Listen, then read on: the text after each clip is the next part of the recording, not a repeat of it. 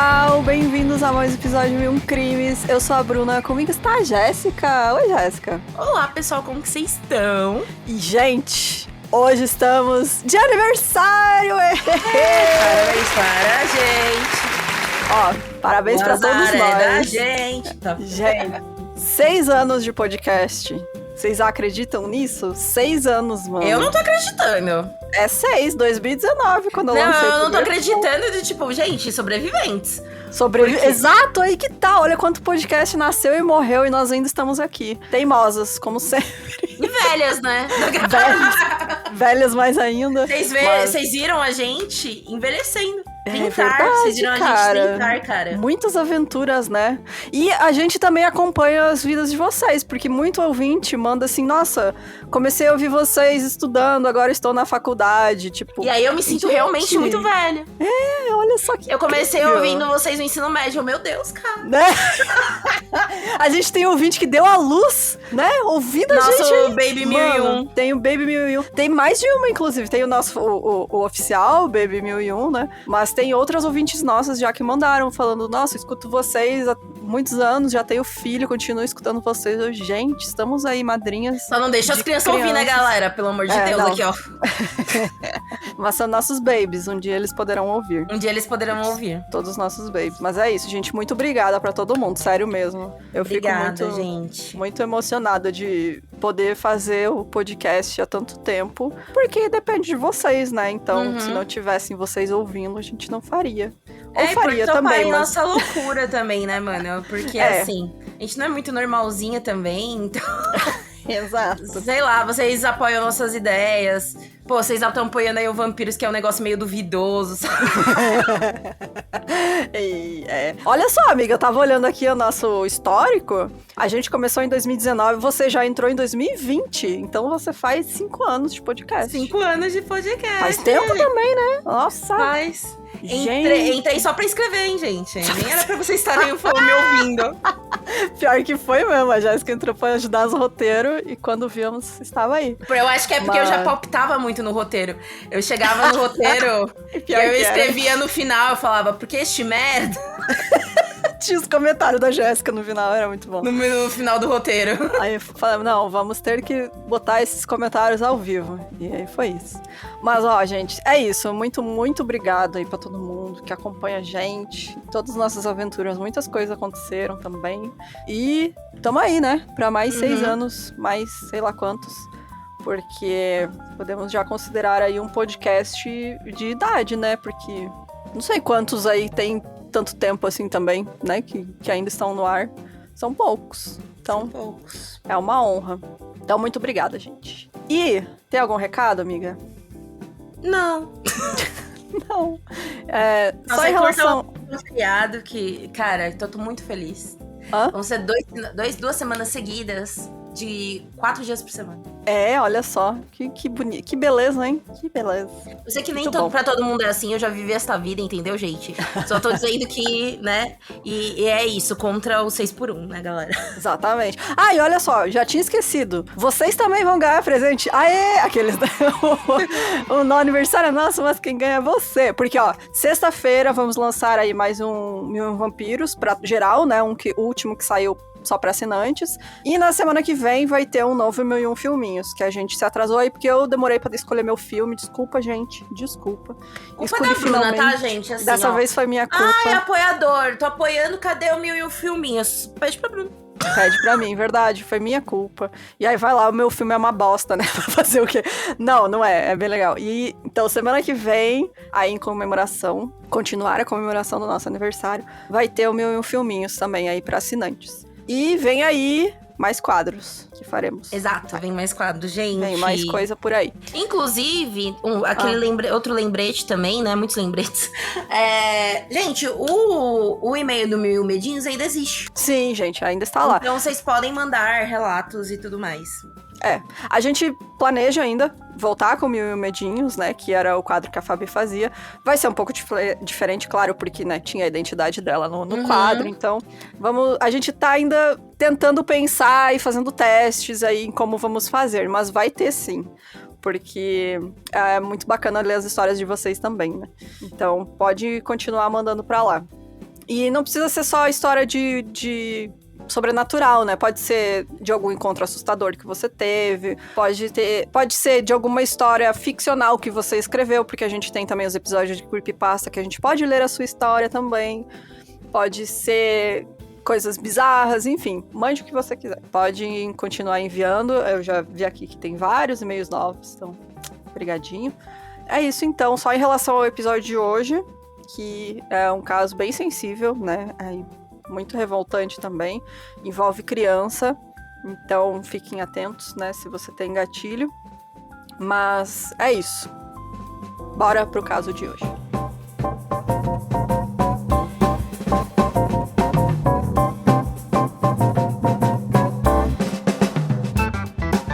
Tá nesse episódio comemorando o aniversário com a gente é a Insider. É isso mesmo, além da gente tá completando 6 anos de 1001 Crimes, a Insider também tá de aniversário, fazendo 8 anos de muita inovação. As peças da Insider são versáteis e muito confortáveis, eles deixam o teu dia a dia mais prático e sem abrir mão do estilo. São peças lindas. Pode ser na academia, num dia cheio de trabalho, numa viagem longa ou naquele dia de folga que você quer dar aquela passeada sem se preocupar com nada. As roupas da Insider vão te acompanhar pro que precisar. Não precisa passar, não desbota, elas são muito fresquinhas, muito macias e não retêm odores. São peças básicas, muito elegantes, que duram muito e vão complementar o seu guarda-roupa. Gente, tem camiseta, tem calcinha, tem meia, tem cueca, casaco, tem até calça e shorts para você usar e presentear quem você quiser. São peças lindas, muito versáteis, são peças coringas para você usar aí e que vão durar muito. Então você pode investir aí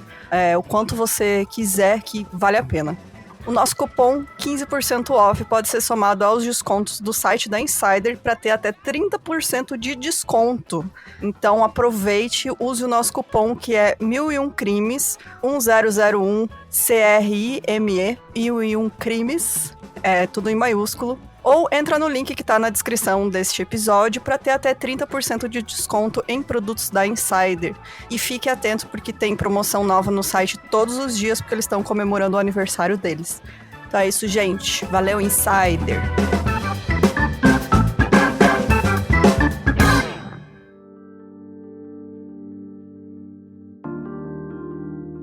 Em 19 de abril de 2000, Paulo Veronese Pavese, apelidado de Paulinho, ele estava com 10 anos de idade.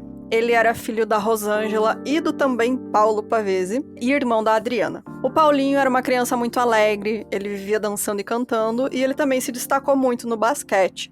E ele era muito arteiro, porque era uma criança muito ativa.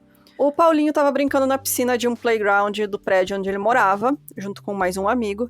Essa piscina tinha acesso a um mezanino e nesse mezanino tinha um vão. E ele estava brincando ali.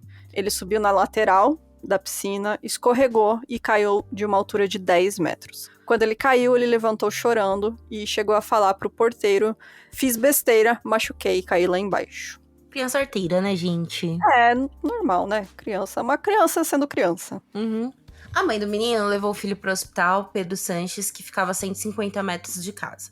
Pertinho, né? Na mesma rua, praticamente. Uhum. Ele entrou no hospital andando e conversando e foi atendido rapidamente por 2 socorristas. E logo depois, o pai foi avisado. O pai não estava em Poços de Caldas, mas na região de São Paulo a trabalho. Ao saber do acidente, imediatamente já tentou voltar para a cidade. Pouco depois das 3h30 da tarde, Paulinho foi levado a uma clínica no centro da cidade, onde foi submetido a uma tomografia do crânio, retornando em seguida ao Hospital Pedro Sanches. O hospital não possuía tomógrafo para emergências. Rosângela pagou pelos exames e levou o resultado, né, de volta. Ele, quando chegou no hospital, né, foi classificado como Glasgow 10, nesse primeiro momento de atendimento. O Glasgow é um indicador de gravidade neurológica, né, que eles fazem ali na hora que a pessoa chega para ser atendida no hospital. Quanto mais baixo o Glasgow, pior é o prognóstico neurológico. E quanto mais alto, melhor. Então, 10 é uma situação bastante leve. Mas, por via das dúvidas, né, como é sempre lesão na cabeça, né, a pessoa bate a cabeça, tem algum acidente, é importante fazer exames, porque pode ter alguma lesão interna, né, pode ter algum problema que aparece só depois, né. Então, por isso que eles pediram para fazer essa tomografia privada, né, fora do hospital. E por conta disso, então, seria feito o destamponamento, que é uma cirurgia de drenagem. Basicamente, eles abrem um buraco na sua cabeça para tirar a pressão interna, né? Por conta dessa batida na cabeça. E eles falaram que, assim, ele tinha muita chance de ficar sem sequela. Não era nada complexo, né? Não era nada grave, na verdade. Cirurgia na cabeça sempre é um pouco complexa, mas essa, né, relativamente simples. Então, o Paulinho passou por uma cirurgia que durou 3 horas. Luiz Gomes da Silva, que é o neurologista responsável pela cirurgia, avisou aos pais que Paulinho deveria permanecer na UTI sem previsão de alta médica. Eles o acompanhariam a cada minuto para verificação de evolução pós-cirúrgica. Após ter voltado para casa para conversar com parentes sobre a situação do filho, os pais voltaram para o hospital e foram informados que ele estava reagindo bem, mas encontrava-se bastante agitado. José Luiz Bonfito, médico intensivista que estava monitorando Paulinho, induziu ao coma para deixá-lo mais calmo e, com isso, proteger suas funções cerebrais. Induzir ao coma, gente, não quer dizer que a pessoa tá, tipo, nas últimas, tá? Só quer dizer que... Não. Pode ser uma questão mesmo de, tipo, pra acalmar também a pessoa. Ainda mais quando se trata de ferimento na cabeça, né? Uhum. Ele bateu a cabeça, então é importante a pessoa se manter calma, né? Pra não aumentar ali a circulação e ter a chance de dar algum problema, né? Ainda mais que fez cirurgia na cabeça. Então, é delicado, né? Mas esse induzir ao coma é basicamente um sono profundo, né? Que a pessoa tá ali pra ficar descansandinho. Em observação, né? E, enfim, até então ele estava ok, né? Ele tava tudo certo, assim, o prognóstico era bom. Já nas 7 horas da manhã do dia 20, sem nenhuma informação a não ser essa de que ele já estava hipotenso, né, que é quando a pressão arterial cai a ponto de provocar sintomas. Nesse momento, ele estava em coma. A escala Glasgow estava no nível 3, que é basicamente... estamos observando, né? E os médicos não informaram sobre a previsão dele receber alta e, por isso, ele continuava em coma induzido na UTI. As dosagens dos sedativos foram aumentadas devido à agitação do Paulinho, que ainda era muito frequente, e naquela manhã, após as 7 horas, ele não respondia mais a estímulos. Após um breve relato, o Bonfito pediu para que os pais aguardassem um pouco, porque estava passando todas as informações do plantão para o neurologista chamado José Luiz Gomes da Silva. E era aquela coisa, tipo, imagina, os pais estavam muito aflitos e eles, não, pera que eu vou falar primeiro com o neurologista, então, mais ansiedade ainda, né, pra saber o que tá acontecendo com o filho. Sim, porque daí você já ia imaginar algo grave, né, porque você tá chamando o especialista ali. Você não tá querendo falar comigo? Eu ia ficar assim, sabe? Exatamente. Bom, em 21 de abril de 2000, o médico neurologista José Luiz Gomes da Silva entrou em contato com os pais via ligação, dizendo que precisava conversar com eles. Aí já, tipo, sempre pensa coisa ruim, né? Quando alguém tá internado e recebe ligação. Ele levou Paulo para uma pequena sala reservada e falou que Paulinho havia falecido. Segundo ele, não havia mais nenhuma possibilidade de recuperação do meio. O diagnóstico clínico de morte encefálica foi positivo, mas ainda seriam necessários outros exames para comprová-lo, alertou o médico. Após ver o filho sobrevivendo por conta dos aparelhos, Paulo avisou ao médico que se a morte fosse de fato confirmada, ele gostaria de doar todos os órgãos possíveis para que pudesse ajudar outras crianças, ou até mesmo adultos. José Luiz se comprometeu em acionar a central de transplantes e cuidar de tudo. A pior situação possível, né? Pior notícia que os pais podiam receber. Até porque, como a gente viu, ele estava bem quando chegou no hospital, né? Mas essa questão de lesão na cabeça é muito complicado, né? Porque realmente pode evoluir para algo pior no momento a pessoa estar bem e depois, né, acontecer... No momento, alguma coisinha... desencadear algum problema maior. Mas mesmo assim, eu achei legal do pai, tipo, pensar, olha, se for morte... Nossa, é incrível, isso é uma força incrível, né? Porque na pior hora possível, você ainda tá pensando no bem-estar de outras pessoas, sabe? E eu acho muito importante também isso, porque várias... Assim, as amigas minhas que também faleceram, as famílias também tiveram essa oportunidade e fizeram isso também, sabe? Eu acho um gesto muito... É o melhor que você pode fazer na pior das situações, né? Que realmente você tá ajudando a salvar vidas. Então, realmente, ter que parabenizar todo mundo que faz que deixa bem claro, né? Faz essa escolha. Bom, às 11 horas, o neurologista tinha novas informações. O diagnóstico clínico tinha sido confirmado. O próximo passo seria acionar a Central de Transplantes de Poços de Caldas, a MG Sul Transplantes. Na tarde daquele dia, os pais foram chamados ao hospital novamente, e dessa vez quem estava esperando eles era o médico nefrologista Álvaro Yanhas, isso aí. Isso. Ele era coordenador da Central de Transplantes da cidade, e uma das informações foi que um dos exames realizados por ele para comprovar a morte encefálica, que é conhecido como arteriografia, tinha apresentado contraste. Basicamente é uma imagem do cérebro, feita por raio-x, registrada após a aplicação de contraste no sistema circulatório de um paciente. O contraste que foi encontrado por este médico, né, trazia uma informação surpreendente. O Paulinho não estava morto, né, não tinha morte encefálica, o cérebro dele ainda estava em atividade. Havia circulação sanguínea no cérebro e também no encéfalo. Então, esse diagnóstico de morte encefálica era negativo.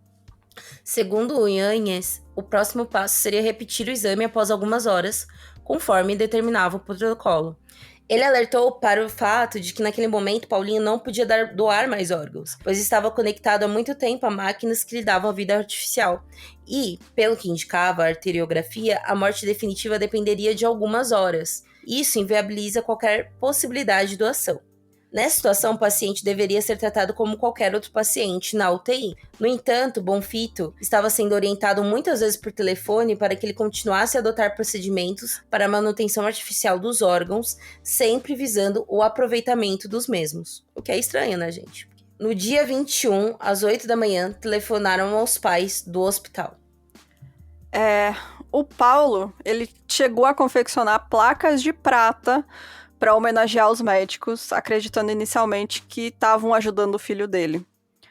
E lá no hospital comunicaram que o Yanhas havia decidido transferir o Paulinho ao Hospital da Santa Casa, no centro de Poços de Caldas.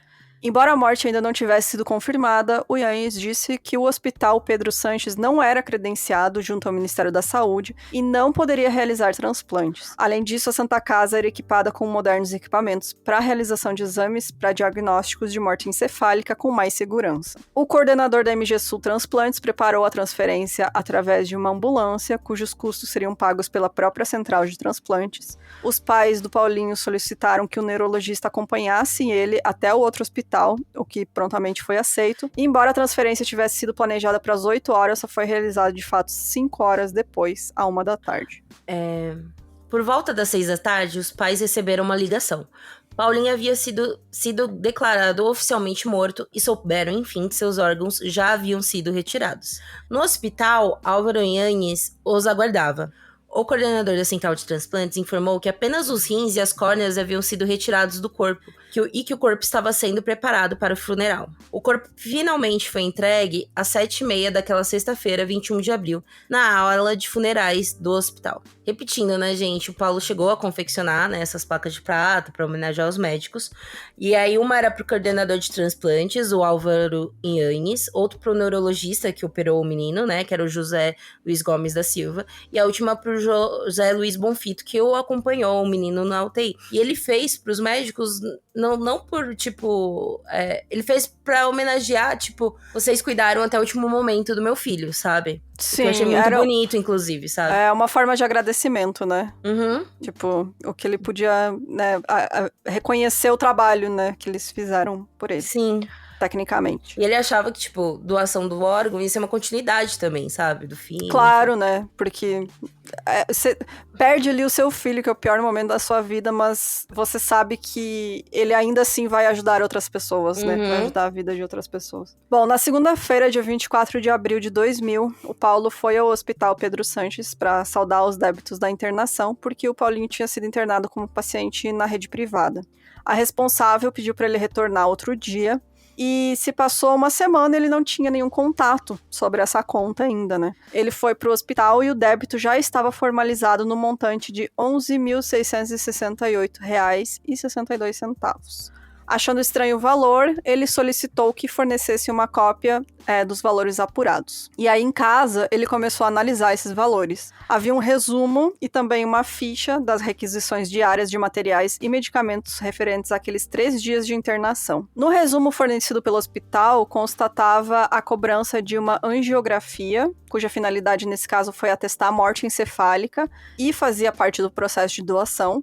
E o processo de doação de órgãos no Brasil é totalmente custeado pelo SUS, né? Afinal, a manutenção do corpo de um potencial doador, como foi o caso do Paulinho, pode precisar de vários dias e não seria justo que a família pagasse por esse período que ele não estaria mais vivo, né? Então, a lei de transplantes brasileira é considerada pelos médicos transplantistas uma das mais rigorosas do mundo. E, segundo eles, é impossível burlar esta lei. E é muito importante falar isso também, né? Que o sistema, né, o SUS no Brasil em relação a transplantes é muito bom, né? É um negócio que funciona mesmo, assim. E por isso que a gente bate tanto nessa tecla de você deixar claro para seus familiares que você quer ser um doador de órgãos, né? Deixar registrado isso em algum lugar, porque é muito importante e é um sistema que funciona, né? Que muita gente está na fila por falta de doador. Não é porque o sistema não funciona, é porque falta gente, né? Então, por isso é importante. E no final começa tudo com uma questão de financeira mesmo, né? Do tipo, mano, que estranho, né? Estão me cobrando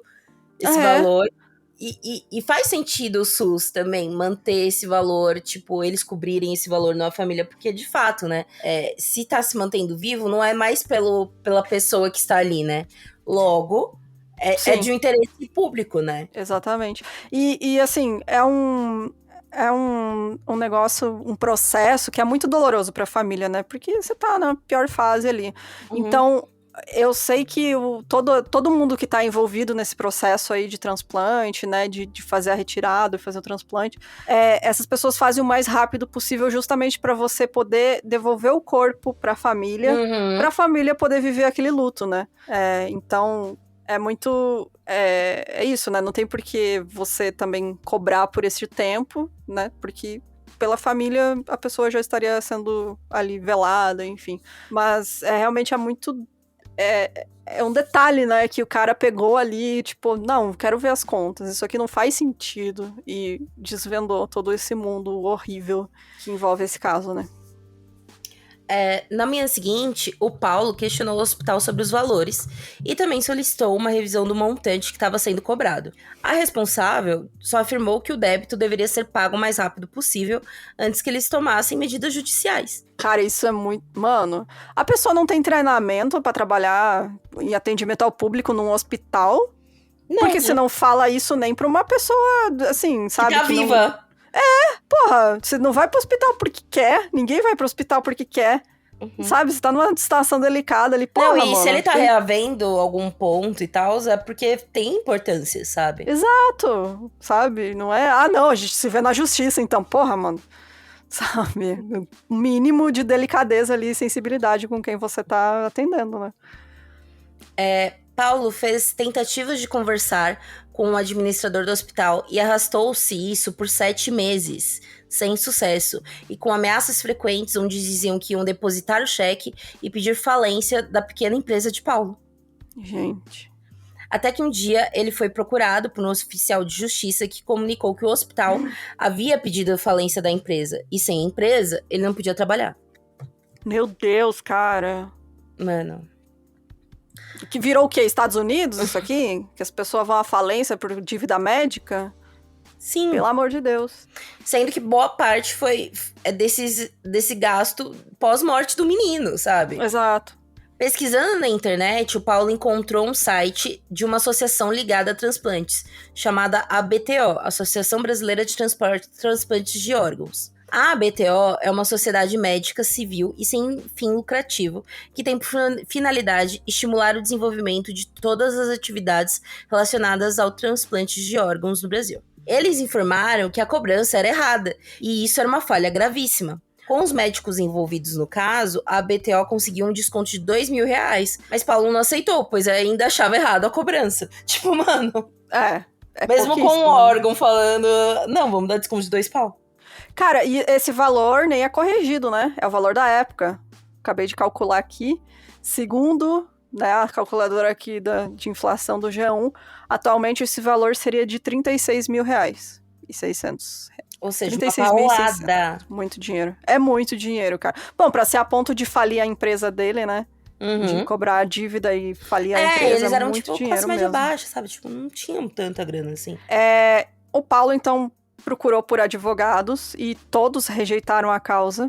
Um deles disse que o Paulo não fazia ideia de quem eram os nomes que estavam apoiando esses hospitais, as influências e relações políticas existentes ali e até mesmo o poder que eles tinham no Tribunal de Justiça da região.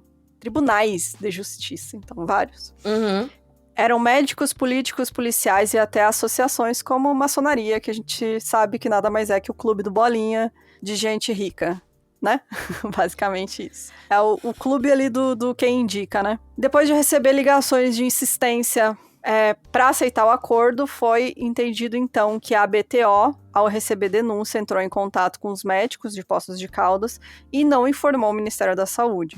Junto aos médicos, eles tentaram um acordo na redução das despesas. Se fosse aceito esse acordo, o Ministério sequer seria informado, mas como ele não aceitou e percebendo a disposição em levar o caso adiante, eles não tiveram outra saída.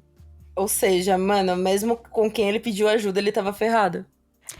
Cara, porque mexer com médico, né? Quem Hospital. quer processar. Hospital, principalmente. Médico já é difícil você processar um médico, né? O cara geralmente já tem um poder enorme. Mas aí o hospital, como instituição, é muito poderoso mesmo. Então, é muito difícil. Se vendo sem saída, ele mandou um e-mail para vários jornais, revistas e TVs, e recebeu uma resposta de uma TV regional, a EPTV Sul de Minas, onde participou de uma reportagem onde detalhou a cobrança ilegal. Depois, muitos veículos o procuraram. Alguns distorceram as informações, dizendo que Paulo acusou o hospital sem provas, mas as imagens chegaram ao programa do Fantástico, que solicitou toda a documentação do caso dele. Ele informou a BTO sobre a entrevista e pediram que ele não fizesse reportagem, pois isso prejudicaria muitas doações de órgãos no país. Aí eu já discordo, porque assim, quando você pega um veículo como o Fantástico, né, que sempre foi algo sério, né? E de denúncia e tudo mais, sabe? De denúncia, exato. E eles sempre fizeram questão de mostrar, por exemplo, a denúncia de abuso em tal setor de trabalho. Ainda assim, eles fazem questão de mostrar o quanto é importante aquele trabalho, sabe? Então, óbvio que se eles fizessem uma reportagem sobre isso, ia até lá o Drauzio Varela falando da importância de transplante de órgão, com certeza. Porque eles precisam dar esse contraponto, né? Eles precisam mostrar que, apesar de tudo, o SUS ainda é referência mundial na questão de transplante. Não só nisso, né? Em várias outras coisas também, mas especialmente em transplante. Então, não tem por que os caras negarem, sabe? E por que você vai... E ainda assim, né? Por que você vai negar trazer atenção para um caso que, sabe...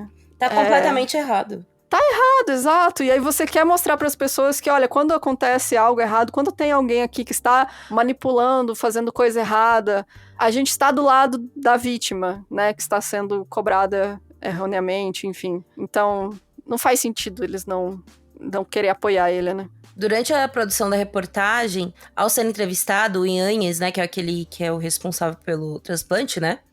Admitiu ter sido um erro central em não exigir que o hospital retirasse da conta todos os procedimentos e medicamentos utilizados durante os dias 20 e 21 de abril, quando Paulinho estava sendo tratado como potencial doador de órgãos e não mais como paciente com alguma possibilidade de recuperação. A reportagem foi levada ao ar no domingo, 19 de novembro de 2000. Ou seja, pelo menos conseguiram que admitisse que estava errado, né, o negócio. Exato. E aí, nesse momento, então, o ministro da Saúde, o José Serra, também determinou a realização de uma auditoria mais ampla no sistema de transplantes da cidade de Poços de Caldas. Porque, né, se tem um caso aí que está cobrando errado, vamos ver se não é algo maior, né? Se não tem gente aí fazendo um esquema para ganhar dinheiro.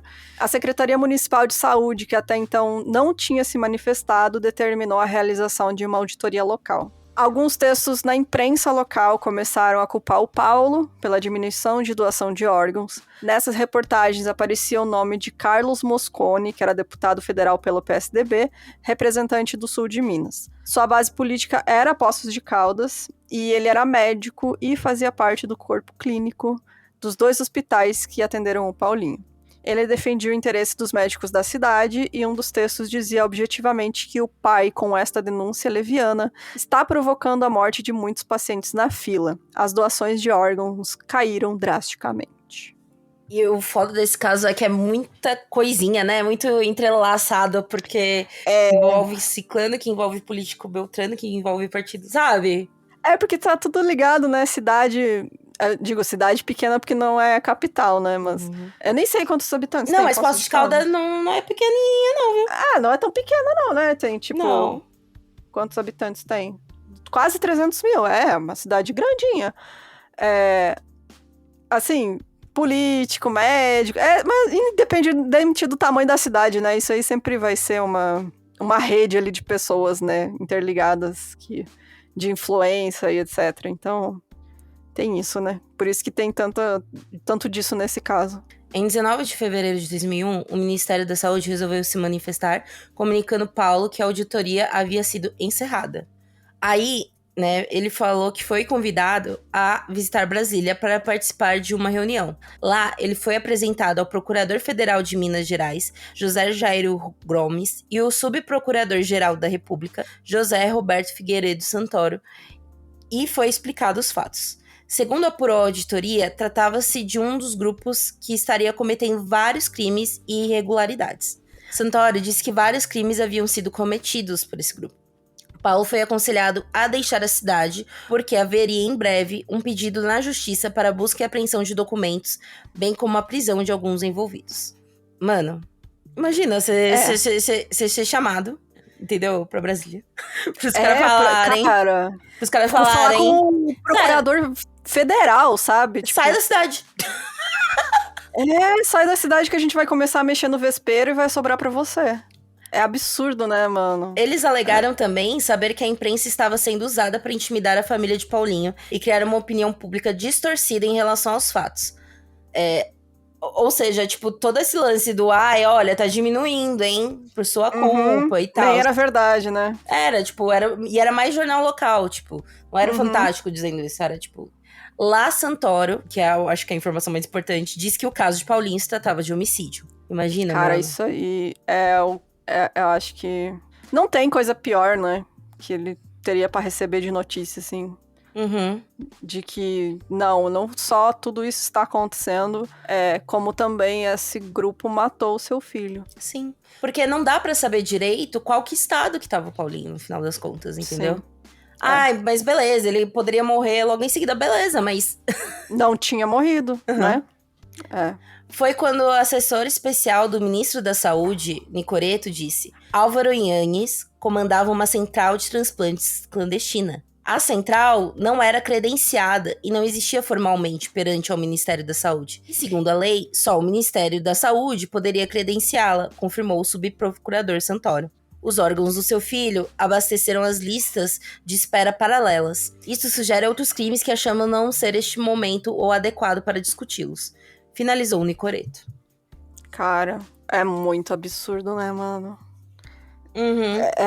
Tipo, não tem nem o que dizer, né? Você imagina, os caras... Ele foi reclamar de uma conta, achando só que estava sendo cobrado indevidamente, e acaba descobrindo que uma rede de médico tem um esquema de venda de órgão ilegal, e eles mataram o seu filho pra vender os órgãos dele. Sim. É coisa de filme de terror, né, mano? É muito horrível.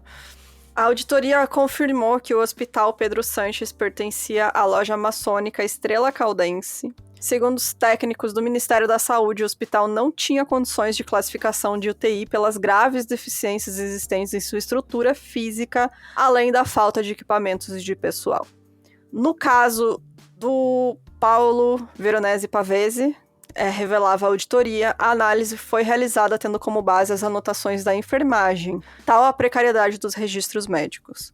Em relação ao atendimento do Paulinho, eles descobriram que exames, radiografias, tomografias e laudos estavam desaparecidos. O prontuário estava praticamente em branco e as poucas anotações encontradas estavam rasuradas. Não era possível determinar o horário exato da cirurgia para a remoção do coágulo e também não foi encontrado o documento que deveria descrevê-la. O importante laudo da arteriografia e as chapas radiológicas que foram realizadas para constatar a morte do Paulinho também tinham desaparecido e nenhuma conduta havia sido documentada. Os documentos da UTI do dia 21 de abril de 2000, que deveriam constar a evolução médica e os cuidados de enfermagem, estavam em branco. E aí não tem muito o que dizer, né? Porque sumiram com tudo. Não tem uma prova, não tem... Não tem nada, não tem registro. Óbvio que tem coisa errada, né? Tipo, não tem nem o que dizer, porque uma das coisas mais importantes em qualquer coisa médica é os registros, né? Porque você precisa registrar tudo que acontece, porque nem sempre nunca é o mesmo médico que vai atender todas as vezes aquela pessoa, né? Você tem plantões, você precisa informar outras pessoas da situação, de tudo que aconteceu, como evoluiu todo aquele quadro do paciente, enfim. E não tinha nada, né? Quer dizer o quê? Sumiram com tudo. A investigação deu origem a outros inquéritos e a Santa Casa de Poços de Caldas perdeu o credenciamento para realizar transplantes de órgãos. Segundo o Ministério Público, inúmeras irregularidades cercaram o atendimento ao garoto, que culminou na sua morte. Entre elas, a admissão em um hospital inadequado, a demora no atendimento neurocirúrgico, a realização de uma cirurgia feita por um profissional sem habilitação legal, que resultou em um erro médico, e a inexistência de um tratamento efetivo e eficaz. Mano. Ou seja, tipo... Cara, ele não tinha habilitação pra fazer cirurgia neurológica? Não. E aí, o bizarro, mais bizarro, né? Toda a situação é bizarra. Mas é isso, que quando o Paulo fez as placas, é porque ele de fato acreditou, porque pra quem tava de fora, parecia que tava dando, tipo, tudo certo. Entendeu? Que fizeram o possível pra salvar a criança, né? Mas não. Foi uma fatalidade, um acidente. Exato. Cara. Os médicos foram acusados de prestar serviço médico de forma inadequada para prejudicar a recuperação do paciente de maneira que ele se tornasse um doador de órgãos. Mano. Cara, mano. Tipo, nossa, fizeram de qualquer jeito pro moleque morrer, entendeu? Sim. Foi proposital pra ele entrar num quadro de morte encefálica, porque pra você doar órgãos, você precisa ter morte encefálica, né? Sim. E querendo ou não, era um moleque saudável e tal, bateu a cabeça, Sim. porra, tá certo, entendeu? Vai dar. No caso de Paulinho Pavese, de acordo com os documentos do inquérito policial e testemunhos dos médicos que os atenderam, houve uma administração de uma droga depressora do sistema nervoso central, o Dormonide. Entre as 21 horas do dia em que o menino sofreu o acidente e as 5 horas da manhã seguinte, o medicamento foi injetado em seu corpo junto com o soro glicosado. Apesar disso, no meio da tarde do mesmo dia, menos de 12 horas após o término da administração do Dormonide, o protocolo de morte encefálica começou a ser aplicado. Ou seja... Não tendo sido... cara... Não terminou o medicamento, praticamente. Vocês deram uma droga depressora pra induzir coma e aí, tipo, você sabe quanto tempo vai durar aquela droga, né? Diz ali na bula, no negócio. E... Não, esquece isso aí. Vamos fazer o protocolo, começar o protocolo aqui. Não tendo sido detectado nenhum sinal de vida nos exames clínicos, por volta das 20 horas passou-se a última etapa desse protocolo, que é o exame complementar. No caso do Paulinho, foi feita uma angiografia cerebral. Consultado por reportagens, né, o Conselho Federal de Medicina. Eu ia fazer um comentário, mas não vou sobre o Conselho Federal. Não, você sabe, né? Tá bom. Então, a gente viu aí como eles atuaram durante a pandemia da Covid, então, né? Não é se esperar muito.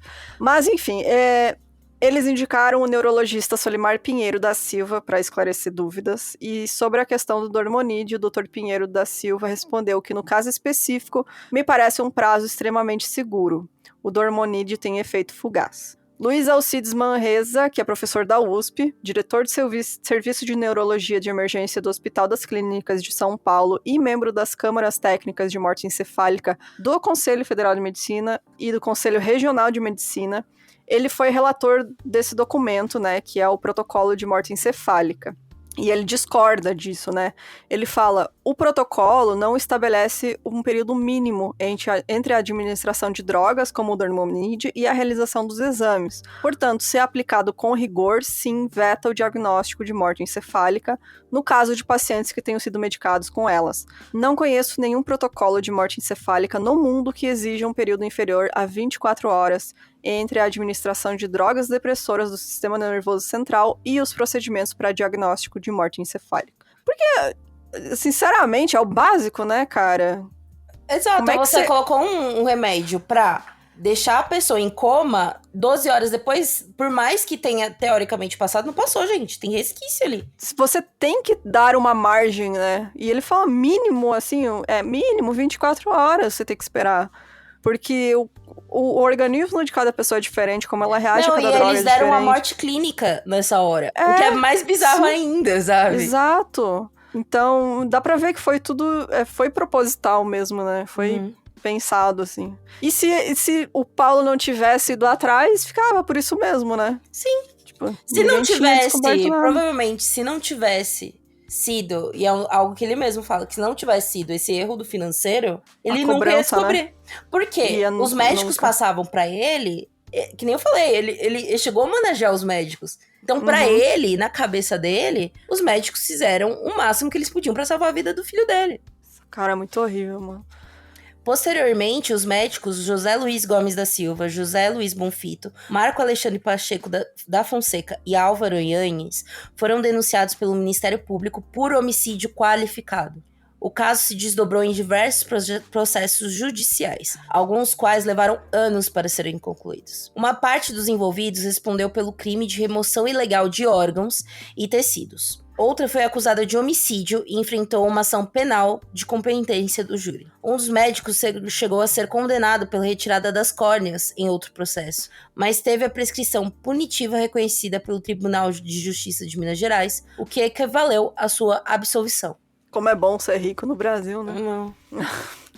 A justiça só funciona... Não funciona, né? Não funciona pra rico. A investigação revelou que essa não era uma situação isolada, mas parte de um esquema maior de retirada de órgãos, retirada ilegal de órgãos em hospitais da região, envolvendo diversos profissionais da área médica. Como resultado, outras doações de órgãos, né, realizadas pelo mesmo grupo de médicos foram investigadas, gerando novos processos. Após cerca de 20 anos da morte do Paulinho, o julgamento, que durou quase 2 dias, teve início em 28 de janeiro de 2021 e foi retomado na manhã do dia 29, só terminando na madrugada do dia 30. Originalmente, o júri popular dos 4 médicos estava marcado para o dia 6 de abril de 2016, em Belo Horizonte, mas foi suspenso devido a recursos apresentados pela defesa.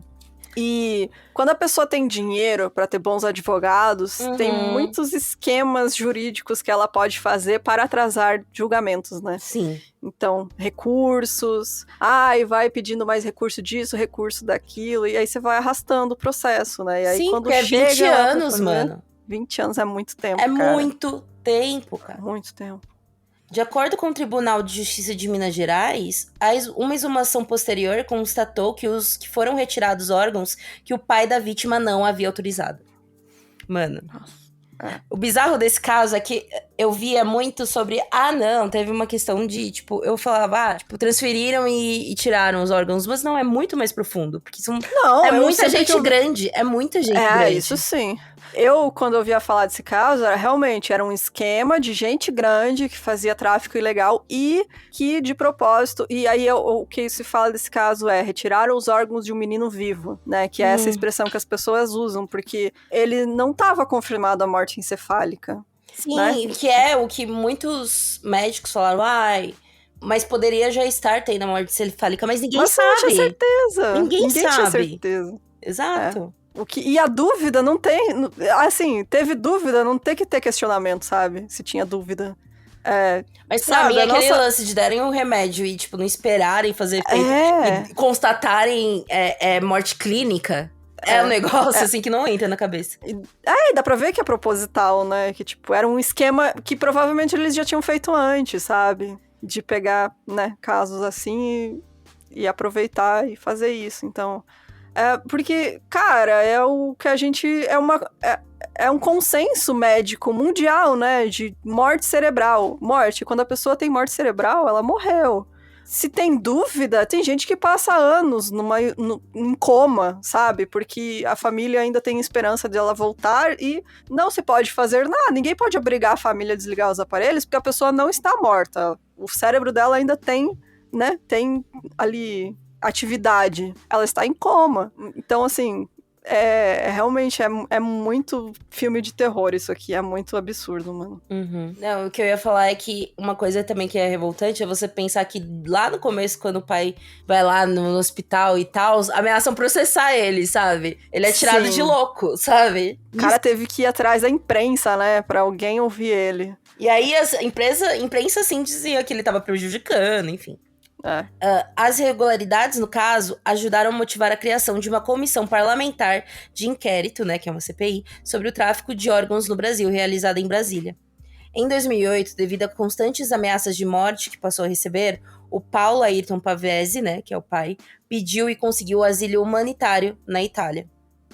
Nessa época ele tinha separado, né, até da mulher e tal. Sim. Mas quem recebia mais ameaça era ele, né, porque ele que tava... É porque ele era a figura que tava ali em público, Exato. né? E ele fala que a ex-mulher dele também tava muito mal, só que ela entrou num processo muito depressivo, né? Enquanto o dele foi mais reativo, né?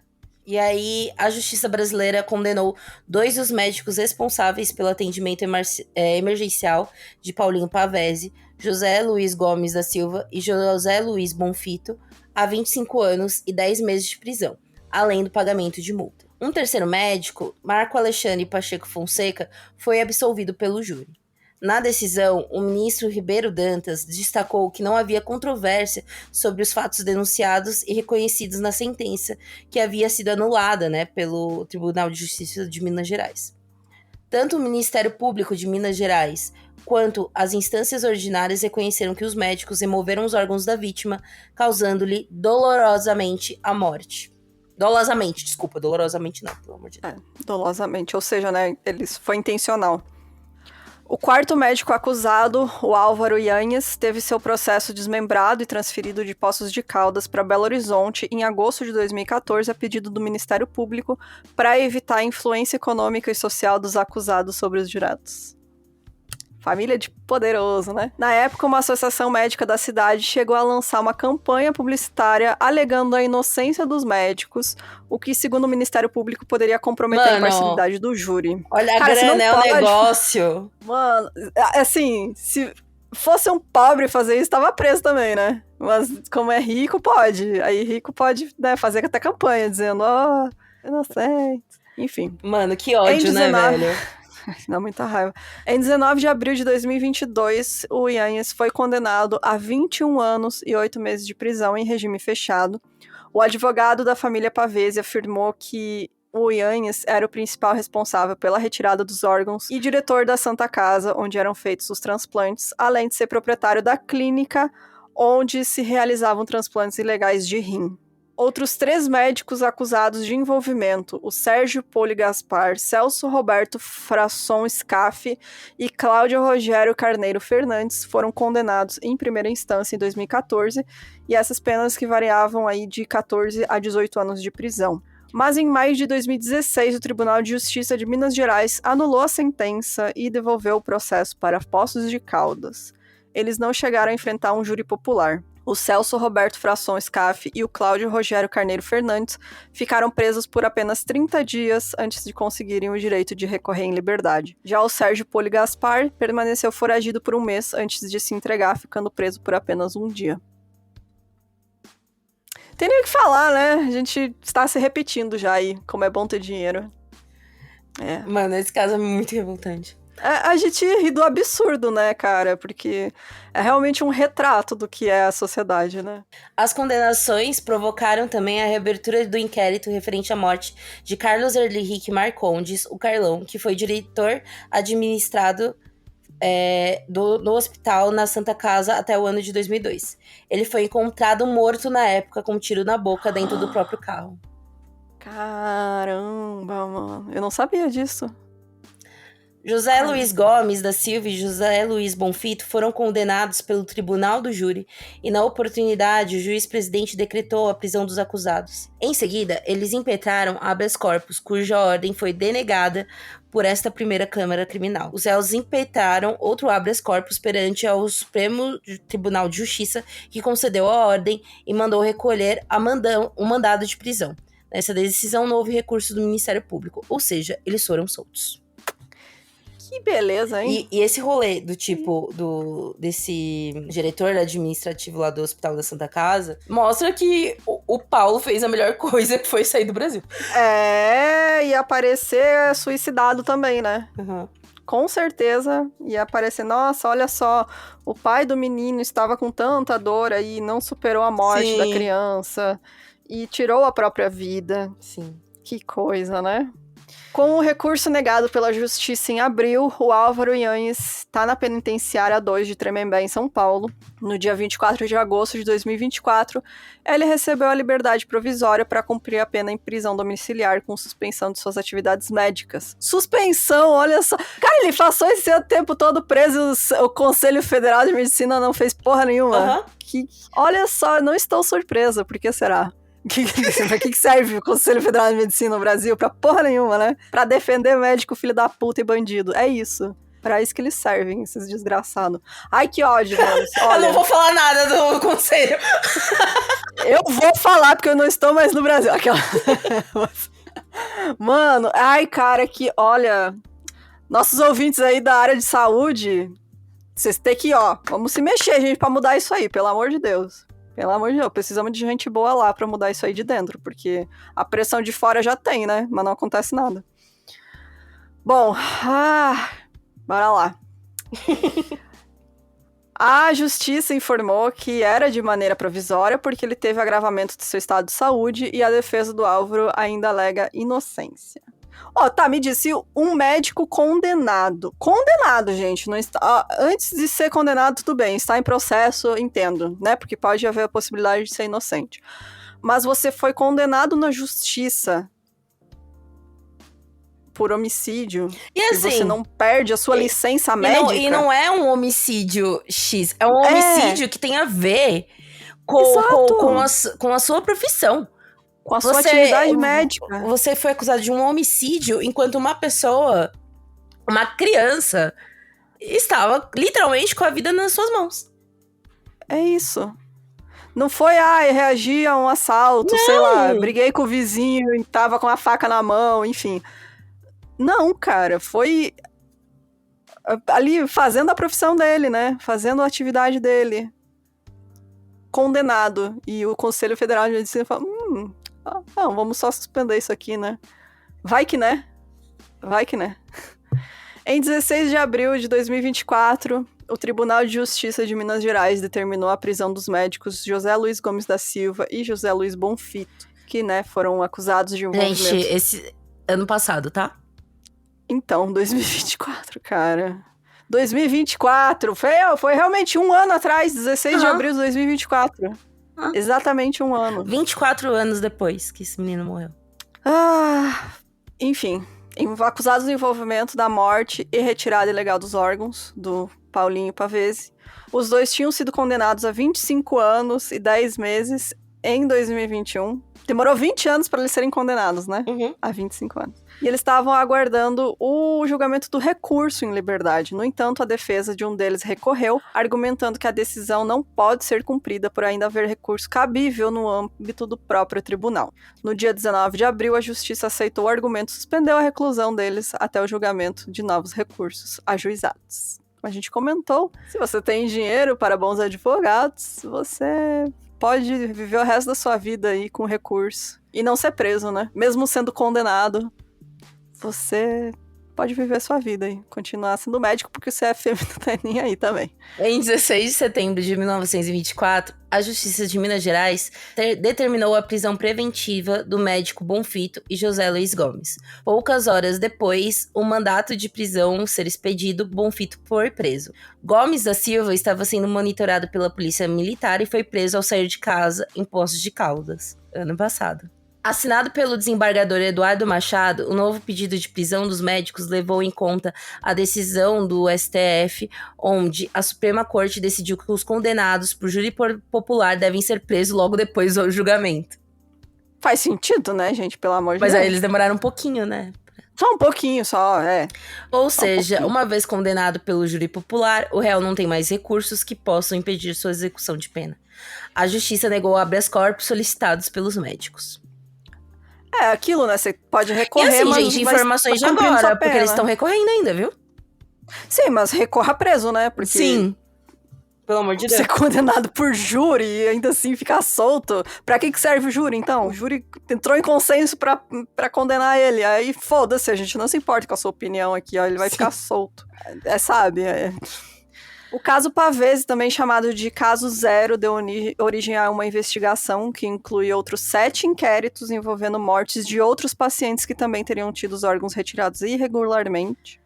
E é considerado também um dos maiores erros judiciais do Brasil, evidenciando a corrupção no sistema de transplantes e a luta incansável de um pai por justiça. Porque lembrando, ele ainda está... Ele não voltou para o Brasil, né? Não. Ele ainda está em situação ele direto, ele faz protestos. Gente, tem vários livros que ele fez, né? Que ele escreveu sobre o caso. Ele direto faz protesto. Outro dia ele estava na embaixada fazendo protesto de não comer, sabe? E tal. Sim, greve de fome, né? Fome e tudo mais, assim. Porque dá pra entender o desespero dele. Tipo assim, ele postava... Eu fui ver o blog dele. O blog antes caiu, mas tem algumas coisas num outro blog dele. Mas aí ele fala que algumas imagens pediram pra ser retiradas. Que ele posta foto dos caras, entendeu? Que estavam soltos. Porque, mano, óbvio, ele tá puto, né, mano? Sim, tem razão de estar, né? Porque... Sabe, os caras condenados por júri popular e ainda tá solto, mano, podendo ainda exercer a profissão de médico. É um tapa na cara, né? É tipo, não, você tá aí, perdeu sua vida inteira, teve que se refugiar em outro país, porque ele é um refugiado político, gente, ele é um refugiado, né, porque o sistema brasileiro não está aí pra defender ele, né, tá aí pra proteger os caras que têm dinheiro, nesse caso são os médicos. Sim. E aí os incomodados que se retirem, né? Então, é isso. Não tem como não ficar puto, né? Numa situação dessas. Dá pra entender demais. E, assim, eu sei que ele também continua insistindo porque a gente sabe que ainda acontece, né? Pode estar mais escondido, mas ainda, com certeza, tem aí irregularidades e gente ganhando dinheiro aí por trás disso. E muita gente envolvida que também saiu ilesa, né? Porque... Lá no início a gente falou que envolvia muita gente grande, porque óbvio que, né, médico, tem político envolvido, tem, né, profissionais aí da justiça envolvido, então é uma rede muito grande aí de influência de um esquema horrível e que ele tá certo também em cobrar alguma coisa, né, porque se ele não fizer, quem é que vai fazer? E é isso, nossa, tô puta também, pelo amor de Deus, que caso horroroso. Parabéns, Jéssica. Mas é isso, tem algo mais aí pra comentar? Não, amiga. Você voltou bastante aí. Já tô puta da cara, gente, olha. Eu terminei, pelo menos terminei revoltada, né? Que às vezes é bom nesses casos, mas, assim, a gente terminar esse caso, revoltado. Que nem eu falei, quando eu fui pesquisar, eu não sabia que teve tanto rolo, assim, sabe? Sim. E a parte, entre aspas, boas, né? Muitas aspas, mas é que essa luta do Paulo pelo filho dele também ajudou, né? Outras vítimas dessa máfia. Exatamente. Entendeu? Porque era capaz de nunca ser investigado, sabe? Sim. Essas pessoas. Eram vítimas aí que ninguém sabia, né? Que sequer existiam, né? Então, realmente isso, infelizmente, foi o vacilo deles que fez eles, entendeu? Exato, Então, a luta dele não é só por ele, né, e pelo Paulinho, também essas outras pessoas aí, essas outras famílias que até então não sabiam, né, que tinham também sido vítimas aí desse crime horrível. Mas, então é isso. Bora para os comentários do último episódio? Bora!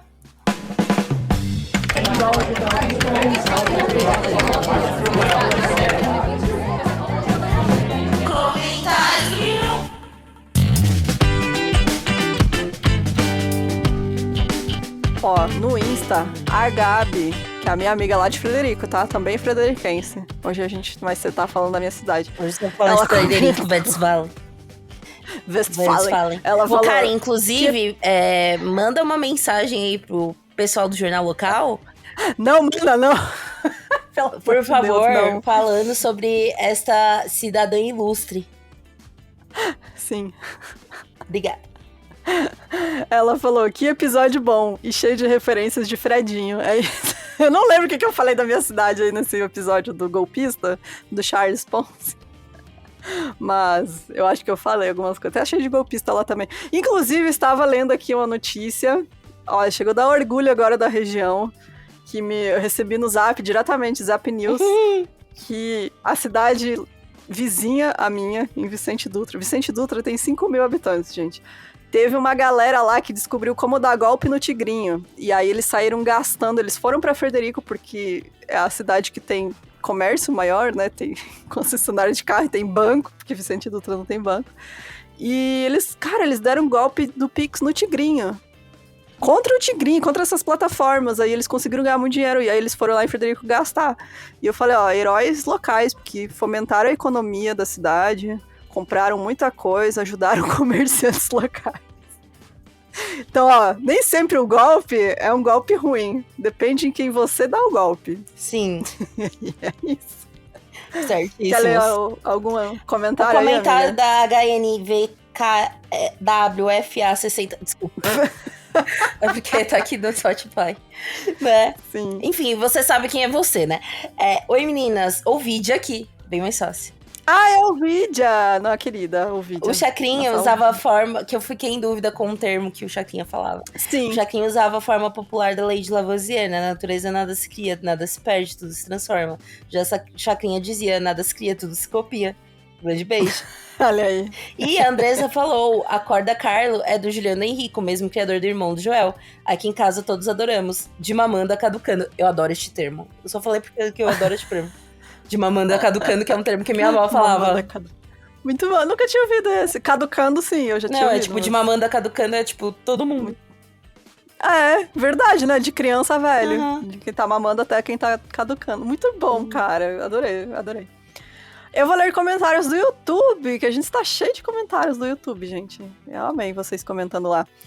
Porque olha só, alguém, Sombra Escarlate, não sei quem é, o perfil da pessoa é Sombra Escarlate. Ele comentou assim: eu e minha esposa conhecemos uma esportista de um campeonato nacional famoso, porque minha esposa era fã, e acabamos nos aproximando.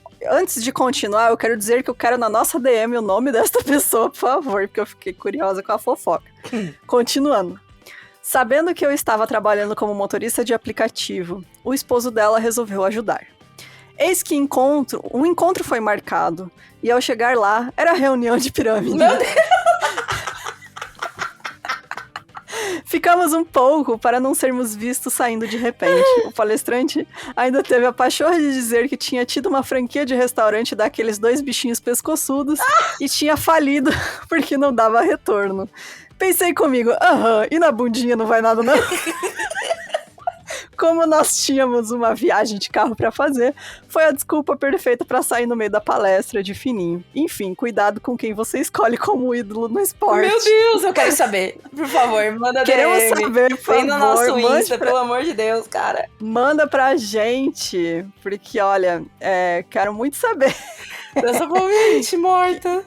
Quem é? Quem é esta esportista aí? Campeonato Nacional famoso. Quem que é ela? Que tentou trazer vocês pra pirâmide. Eu tenho algumas também histórias aqui no Spotify.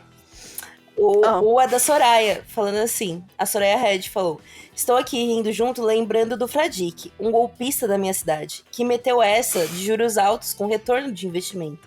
Tinha lojas de comércio e postos de gasolina para lavar o dinheiro e enganou muita gente. Apostou na ganância das pessoas e acertou. Teve gente que vendeu a casa, investiu a rescisão toda, vendeu o carro, tudo pra ficar rico. O cara ficou milionário, largou os funcionários se lascando e fugiu pra Europa.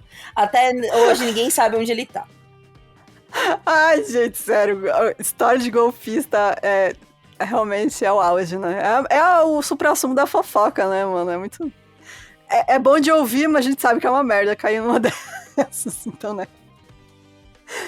Eu quero ler um comentário aqui do Spotify do Egon. O Egon eu conheço a minha vida. Eu ia ler também. Eu vou ler o do Egon. Porque eu quero que você leia o da Alice, que tá ali pra baixo. Tá. O Egon falou assim: uns bons 12 anos atrás, fiquei com uma garota, prima de um amigo, mas não foi pra frente. Ela se mudou e acabamos perdendo contato. Imagino que uns 12 anos atrás foi a época que eu conheci ela, que foi quando eu tava lá na Univale. Que a gente se conheceu por um amigo em comum. Então, eu acho que deve ter sido por aí. Continuando, uns 5 ou 6 anos depois, ela me mandou uma mensagem dizendo que tinha pensado em mim. Perguntou se podia me fazer uma chamada de vídeo. Fiquei animado, achei que ia rolar um web lesco-lesco. Quando começamos a chamada, era ela tentando me chamar para um esquema de pirâmide. E não foi. Nunca mais falei com ela. Mano, eu fico imaginando o que passa na cabeça das pessoas de atrás, os contatinhos de tipo 5, 6 anos atrás. Olha, eu peguei esse cara aqui 5, 6 anos atrás. Vou chamar ele pra entrar no meu esquema aqui, ó. Porque eu preciso, né, de mais uma pessoa pra aumentar. Eu acho que a pessoa começa a falar assim, vou tomar medidas drásticas. Eu preciso de gente, vou né? Pegar Ninguém cada mais um que eu já beijei nessa cidade. Ai, cara, sério, inacreditável. O comentário da Alice, né, que você falou que Jéssica, eu tava vendo um jogo da felicidade.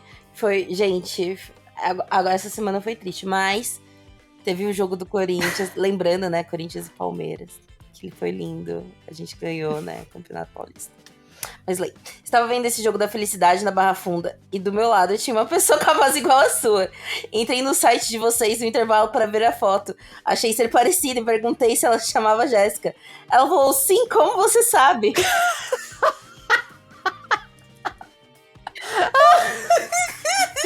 Achou a Doppelganger número 3 aí. A gente já achou várias Doppelganger nossas por aí. Mas depois de explicar minha suspeita, não era você, não. Fica avisada da possibilidade de uma sósia. Ainda bem que ela também é corintiana. O maior plot twist seria essa menina ser palmeirense. Aí sim, seria o gêmeo do mal. Era a Jéssica do multiverso. Exato. Né, do mundo invertido, palmeirense. Ai, mano, morta. Eu amei, sério. Morta. A gente tem doppelganger espalhada pelo mundo, né? Então, fiquem atentos. Não se deixem se enganar. A gente vai enfrentar, chamar todas elas, fazer um grande edital aí de chamada pra deitar na porrada. Quem sobreviver vai herdar o 1001 Crimes. Sim. Ai, é muito bom, mano. Mano, eu amei. É isso, gente. Deixa eu ver. E só terminar com o comentário aqui que eu falei lá no início do nosso aniversário. A Pamela comentou lá no nosso YouTube também que ela escuta, ela fala assim, 1001 Crimes desde 2021, 2022 comigo. Casei, tive bebê e sigo em home office ouvindo as senhoras. Olha aí, ai, meu Deus.